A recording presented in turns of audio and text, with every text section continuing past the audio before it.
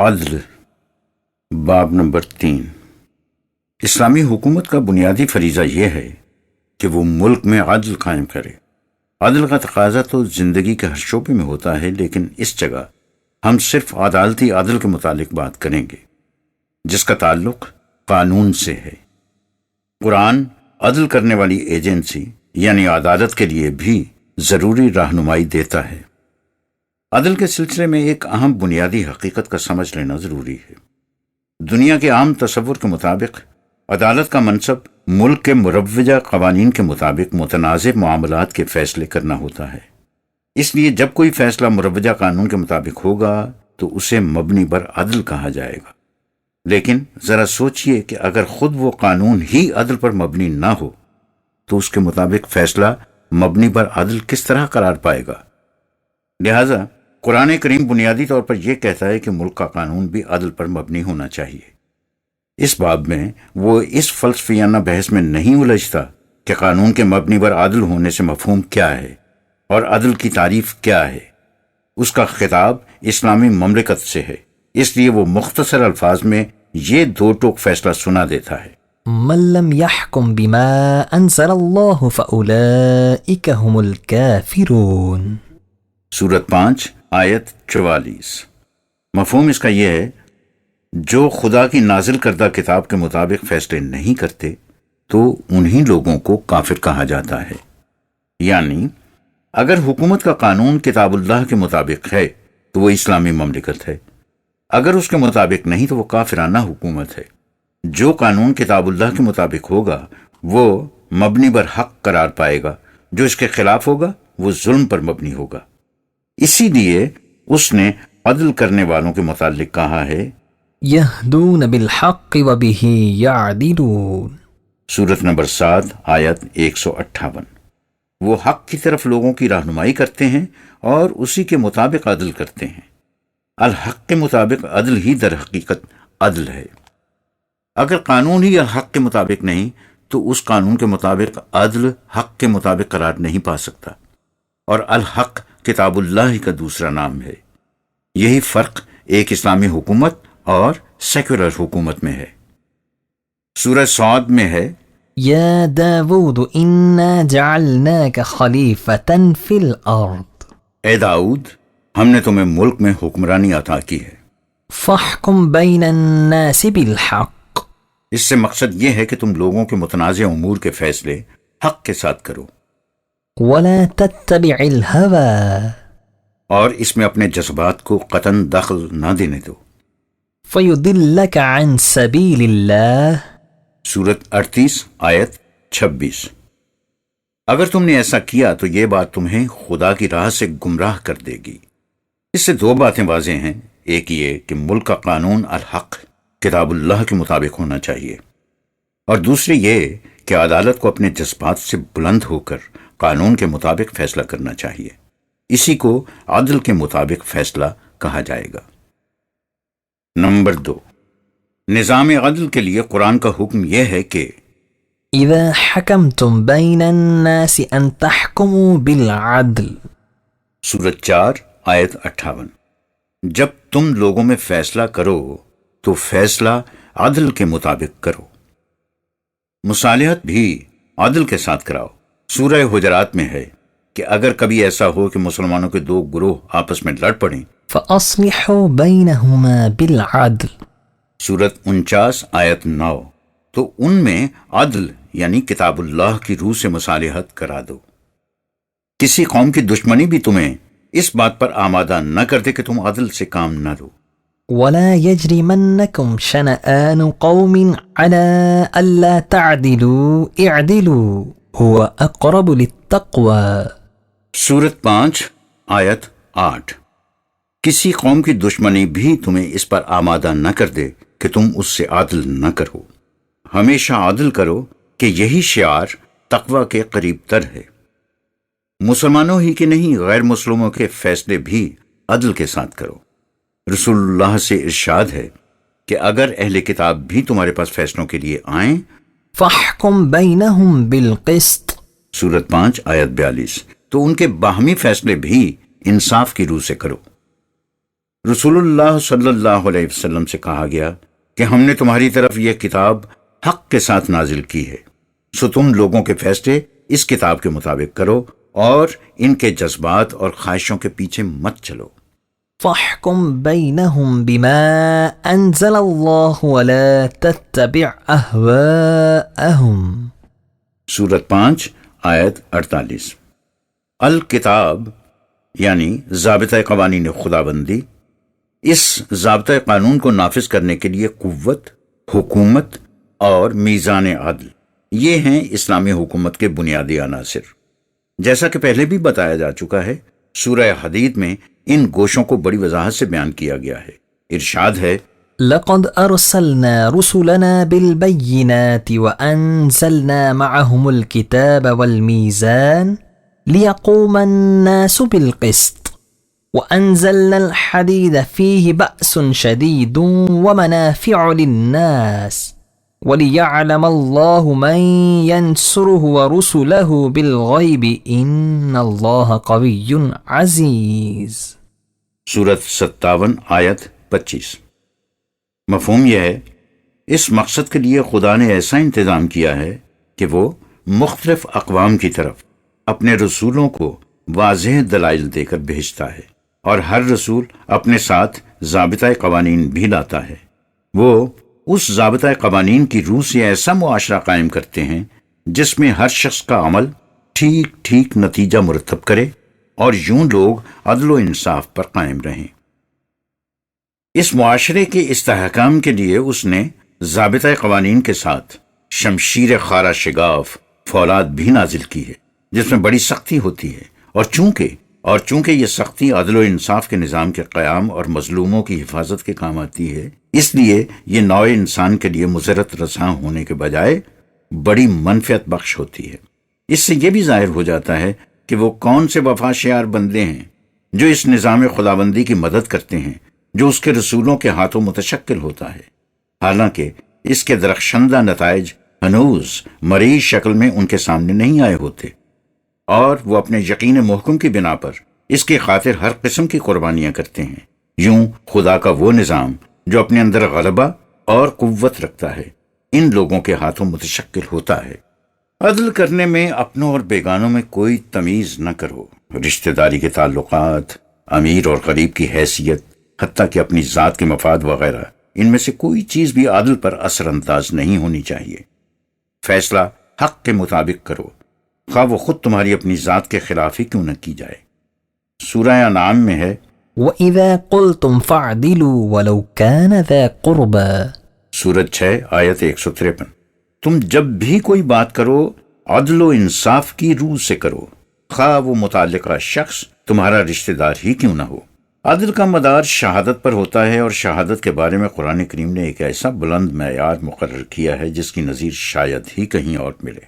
فرمایا، يا أيها الذين آمنوا كونوا قوامين بالقسط شهداء لله ولو على أنفسكم أو الوالدين والأقربين إن يكن غنيا أو فقيرا فالله أولى بهما ولا تتبعوا الهوى أن تعدلوا وإن تلبوا أو تعرضوا فَإِنَّ اللَّهَ كَانَ بِمَا تَعْمَلُونَ خَبِيرًا۔ سورت 4 آیت 135۔ اس نظام کے قیام کے لیے جس میں حال اور مستقبل دونوں کی خوشگواریاں حاصل ہوتی ہیں، بنیادی شرط یہ ہے کہ تم دنیا میں عدل و انصاف کے محافظ و نگران بن کر رہو۔ یہ سورت نمبر 5 آیت 8 میں بھی فرمایا گیا ہے۔ عدل کے لیے ایک بنیادی شرط سچی شہادت ہے۔ تم شہادت نہ مدعی کی طرف سے دو نہ مدعا علیہ کی طرف سے، تم خدا کی طرف سے گواہ بن کر کھڑے ہو، اور ہمیشہ عدل و انصاف کو مد نظر رکھ کر سچی شہادت دو، خواہ یہ شہادت اور تو اور خود تمہارے اپنے خلاف جائے یا تمہارے والدین یا دیگر رشتہ داروں کے خلاف۔ اس باب میں امیر اور غریب میں بھی کوئی امتیاز نہ کرو، حتیٰ کہ دشمن سے بھی عدل کرو۔ سورت 5 آیت 8 میں بھی یہی مضمون ہے۔ تم زیادہ حق و صداقت سے ہٹ کر ان کے خیر خواہ مت بنو، خدا کو ان کی خیر خواہی کی زیادہ فکر ہے۔ اس کا خیال رکھو کہ تمہارے جذبات کہیں عدل کی راہ میں حائل نہ ہو جائیں۔ نہ کوئی پیچدار بات کرو نہ شہادت دینے سے پہلو تہی کرو۔ یاد رکھو اللہ کا قانون مکافات تمہارے تمام اعمال، جذبات و رجحانات تک سے اچھی طرح واقف ہے۔ جیسا کہ پہلے کہا جا چکا ہے، قرآن میں عدل و احسان کا حکم ہے۔ سورت 7 آیت 29 اور سورت 16 آیت 90۔ عدل یہ ہے کہ مجرم کو اس کے جرم کی سزا دی جائے، اور احسان یہ کہ اس جرم کی وجہ سے مظلوم یعنی مستغیث کو جو نقصان ہوا ہے اس کو پورا کیا جائے۔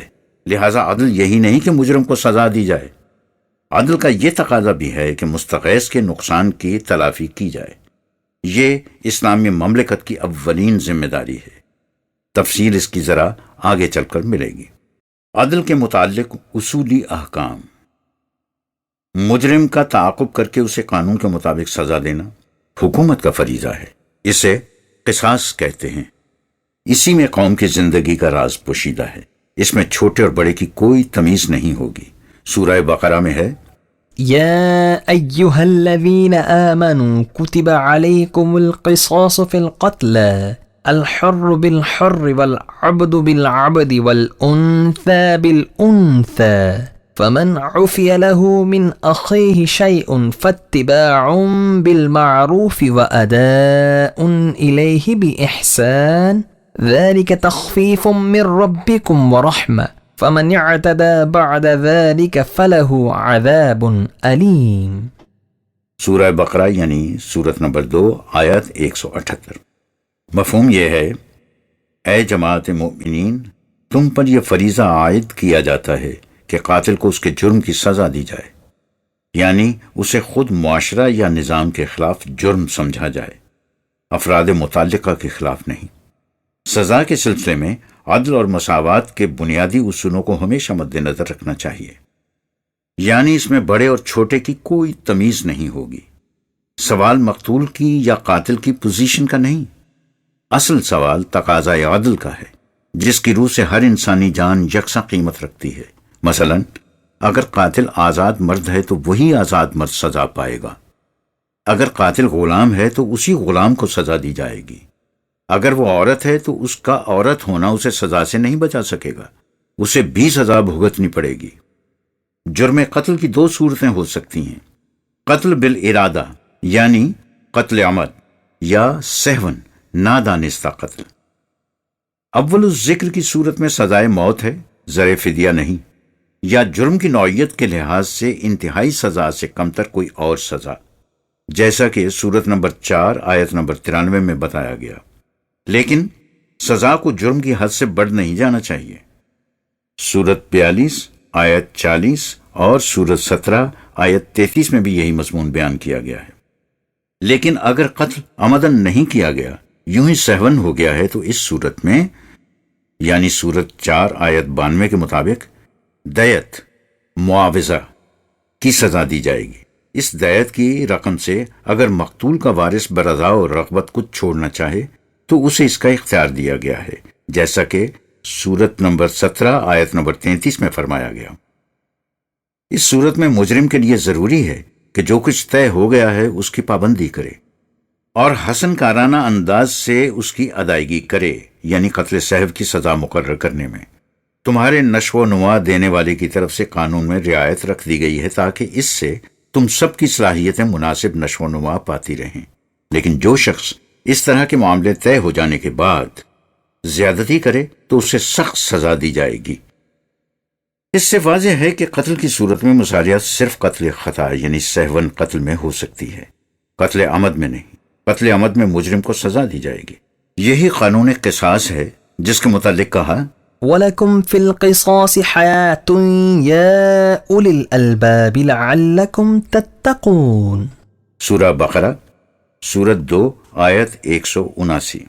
مفہوم یہ ہے، اگر تم سطحی جذبات سے ہٹ کر عقل و فکر کی روح سے غور کرو گے تو تم پر یہ حقیقت واضح ہو جائے گی کہ قصاص کے قانون میں تمہاری اجتماعی زندگی کا راز پوشیدہ ہے۔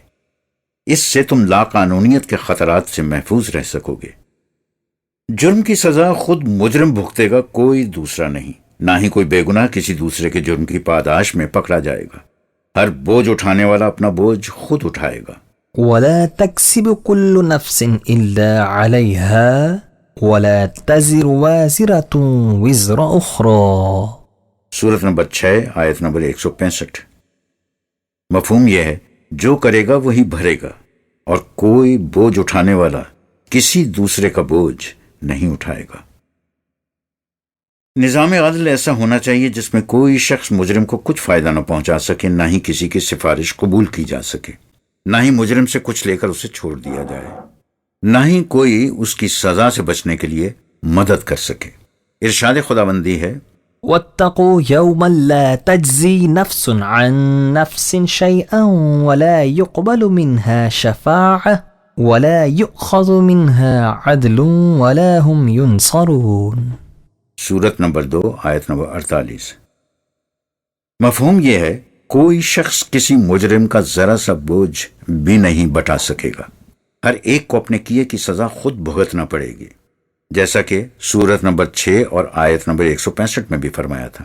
نہ ہی کسی کی سفارش کسی کے کام آ سکے گی، نہ ہی کسی سے اس کے جرم کے معاوضے میں کچھ رشوت لے کر اسے چھوڑ دیا جائے گا، اور نہ ہی کوئی شخص کسی مجرم کی مدد کو پہنچ سکے گا. یہ اس دنیا میں بھی ہوگا جب قرآن کا نظام عدل قائم ہوگا، اور آخرت میں بھی جب تمام فیصلے خدا کے قانون مکافات کی روح سے ہوں گے. مجرم کی سزا جرم کی نوعیت کے مطابق ہوگی، اس سے زیادہ نہیں. اس باب میں اصول یہ ہے کہ جزاء سیئة سیئة مثلها. یہ سورت نمبر 42 آیت نمبر 40 ہے. مفہوم یہ ہے سزا بمطابق جرم. اس اصول کی تائید و وضاحت متعدد دیگر آیات میں کی گئی ہے جس کے حوالوں پر اکتفا کیا جاتا ہے، یعنی سورت نمبر 2 آیت نمبر 194، سورت نمبر 10 آیت نمبر 27، سورت نمبر 16 آیت نمبر 126، سورت نمبر 22 اور آیت نمبر 60، سورت نمبر 40 آیت نمبر 40. مجرم میں اگر اصلاح کا امکان ہو تو اسے معاف بھی کیا جا سکتا ہے. فمن عفا واصلح فاجره على الله. سورت نمبر 42 آیت نمبر 40. مفہوم یہ ہے جو شخص کسی کے جرم کو معاف کر دے اور یوں اس کے لیے اصلاح خویش کا موقع بہم پہنچائے تو اس کا اجر اللہ کے ہاں ہوگا. جرم ثابت ہونے سے پہلے ملزم کو بے گناہ سمجھا جائے گا اور اس کے متعلق نیک ظن رکھا جائے گا. لہذا تفتیش کے دوران ملزم پر کسی قسم کی زیادتی کرنا یا اسے قصوروار تصور کر لینا اسلامی ضابطے کے خلاف ہوگا. اس عرصے میں اس کی حیثیت ایک بے گناہ انسان کی سی ہوگی. سورہ نور میں عہد رسالت مآب صلی اللہ علیہ وسلم کی کسی خاتون کے متعلق ایک واقعے کا ذکر ہے جس میں کہا گیا ہے کہ بعض فتنہ پردازوں نے اس عفت مآب کے خلاف تہمت تراشی اور اس افواہ کو معاشرے میں پھیلا دیا. قرآن کریم نے اس کا سخت نوٹس لیا اور مسلمانوں سے کہا کہ شرپسندوں نے تو یہ افواہ اڑائی ہی تھی، لیکن تمہیں کیا ہو گیا کہ تم نے بھی اسے بلا تحقیق و تفتیش صحیح باور کر لیا. تم نے جب ایسی بات سنی تھی تو حسن ظن سے کام لینا چاہیے تھا اور تمہارا پہلا رد عمل یہ ہونا چاہیے تھا. هذا افق مبین. سورت 24 آیت 12. وهذا بہتان عظیم. سورت 24 آیت نمبر 16. یہ صریح بہتان ہے، یہ بہت بڑا افترا ہے. اس سے یہ اصول مستنبت ہوتا ہے کہ کسی کے خلاف کوئی الزام عائد کیا جائے تو جب تک جرم ثابت نہ ہو جائے ملزم کو مجرم نہیں سمجھ لینا چاہیے اور تحقیق سے پہلے اس کے متعلق حسن ظن سے کام لینا چاہیے. کسی فعل کو قانوناً جرم قرار دینے سے پہلے جو کچھ ہو چکا ہو اس پر مواخذہ نہیں ہوگا. بالفاظ دیگر قانون کو کسی سابقہ تاریخ سے نافذ نہیں کیا جائے گا. الا ما قد سلف. سورت نمبر 4 آیت نمبر 23. جو پہلے ہو گیا سو ہو گیا اس کا اصول ہے. نیز سورت نمبر 2 آیت نمبر 275 اور سورت نمبر 5 آیت نمبر 95 بھی ملاحظہ کی جائے. وہی فعل جرم کہلائے گا جو بالارادہ سرزد ہو. سورہ احزاب میں ہے وَلَيْسَ عَلَيْكُمْ جُنَاحٌ فِي مَا أَخْطَأْتُمْ بِهِ وَلَكِنْ مَا تَعَمَّدَتْ قُلُوبُكُمْ. سورت نمبر 33 آیت نمبر 5. بھول چوک سے کوئی لغزش ہو جائے تو وہ جرم نہیں ہاں، جو کام دل کے ارادے سے کیا جائے وہ قابل مواخذہ ہے۔ اگر کسی سے جہالت سے کوئی غلط قدم اٹھ جائے اور وہ اس کے بعد تائب ہو تو اسے معاف کیا جا سکتا ہے۔ سورت نمبر 6 آیت نمبر 54 میں یہ مفہوم ادا کیا گیا ہے۔ لیکن اس کے یہ معنی نہیں کہ لوگ قانون کی طرف سے لاپرواہی برتنے لگ جائیں۔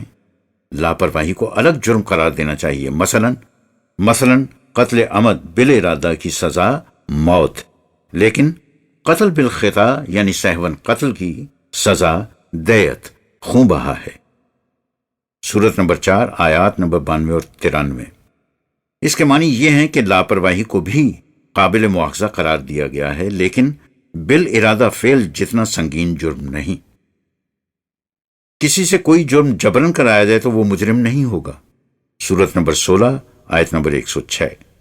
جبر کس قسم کا ہو سکتا ہے اس کی تفصیل میں جانے کا یہ مقام نہیں۔ کبائر الاسم یعنی بڑے بڑے جرائم سے بچنے والوں سے اگر کبھی کبھار کوئی خفیف سی لغزش ہو جائے تو وہ قابل معافی ہونی چاہیے۔ مومنین کے متعلق کہا الذين يجتنبون كبائر الإثم والفواحش إلا اللمم۔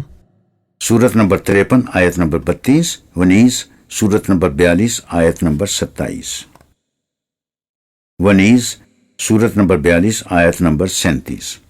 مفہوم یوں ہے، یہ لوگ بڑے بڑے جرائم اور فواحش سے مجتنب رہتے ہیں، بجز اس کے کہ ان سے یوں ہی کوئی نادانستہ معمولی سی قابل ملامت حرکت سرزد ہو جائے۔ جو کسی کو غلط راستے پر ڈالتا ہے اس کے جرائم میں وہ خود بھی شریک ہوتا ہے۔ مجرمین کے متعلق کہا ليحملوا أوزارهم كاملة يوم القيامة ومن أوزار الذين يضلونهم بغير علم ألا ساء ما يزرون۔ سورت نمبر 16 آیت 25 اور سورت نمبر 29 آیت 13۔ مفہوم یوں ہے، وہ اپنے جرائم کا پورا بوجھ اپنی کمر پر لادے ہوں گے اور ان لوگوں کے جرائم کا بھی کچھ بوجھ جنہیں انہوں نے جانے بوجھے بغیر غلط راستے پر ڈال دیا تھا۔ اسی طرح خود جرم کر کے اسے دوسرے کے سر تھوپنے والا دوہرے جرم کا مرتکب ہوتا ہے۔ ومن يكسب خطيئة أو إثما ثم يرم به بريئا فقد احتمل بهتانا وإثما مبينا۔ سورت نمبر 4 آیت نمبر 112۔ مفہوم یوں ہے، جو شخص جرم یا خطا کا مرتکب تو خود ہو اور اسے تھوپ دے کسی دوسرے بے گناہ کے سر، تو سوچو کہ یہ کتنا سنگین جرم ہے۔ اس طرح اس نے اپنے اوپر دوہرا بوجھ لاد لیا، ایک تو اس جرم کا بوجھ جو اس نے خود کیا تھا اور دوسرا اس بہتان کا بوجھ جو اس نے دوسرے پر لگایا۔ سزا کا فیصلہ کرتے وقت مجرم کے ماحول، تربیت، ذہنیت، نفسیاتی حالات کو پیش نظر رکھنا ضروری ہے۔ یہ وجہ ہے کہ لونڈی کے جرم زنا کی سزا آزاد عورت سے نصف رکھی گئی ہے۔ سورت 4 آیت 25۔ اور ازواج رسول اللہ کے لیے سزا دگنی۔ سورت 33 آیت 30۔ واضح رہے کہ یہ اس زمانے کا ذکر ہے جب عرب معاشرے میں غلام اور لونڈیاں ہوا کرتی تھیں۔ قرآن کریم نے غلامی کا دروازہ بند کر دیا، اس لیے اب لونڈیوں کا سوال نہیں رہا، نہ ہی ازواج رسول اللہ کا سوال۔ اس قسم کی آیات سے ایسے اصول مستنبط کیے جا سکتے ہیں جو ہمارے معاشرے کے حالات پر منطبق۔ سیئات کو حسنات سے دور کیا جائے، اس کے معنی یہ ہیں کہ معاشرے میں فضا ایسی پیدا کی جائے جس سے لوگ از خود جرائم سے مجتنب رہیں۔ ان الحسنات يذهبن السيئات۔ سورت نمبر 11 آیت نمبر 114 نیز سورت نمبر 23 آیت نمبر 96 سورت نمبر 28 آیت نمبر 54۔ قرآن کریم کا عالمگیر اصول ہے جس سے مراد یہ ہے کہ سیئات یعنی برائیوں کا ازالہ حسنات یعنی بھلائیوں کے ذریعے کرنا چاہیے۔ یہ اصول بڑا جامع اور نہایت خوشگوار انقلاب لانے کا ذریعہ ہے، لہذا جرم کی سزا دیتے وقت معاشرے کی عام حالت کا پیش نظر رکھنا بھی ضروری ہے۔ عدل سے مقصد صرف مجرموں کو سزا دینا ہی نہیں بلکہ مظلوم کے نقصان کو پورا کرنا بھی ہے۔ اس ضمن میں قرآن مجید میں جرم قتل کو مثال کے طور پر پیش کیا جاتا ہے۔ مقتول تو اس دنیا سے چلا جاتا ہے، لیکن اس سے اس کے وارثوں کو جو نقصان پہنچتا ہے اس کی تلافی بھی ضروری ہے۔ اس سلسلے میں کہا من قتل مظلوما فقد جعلنا لوليه سلطانا.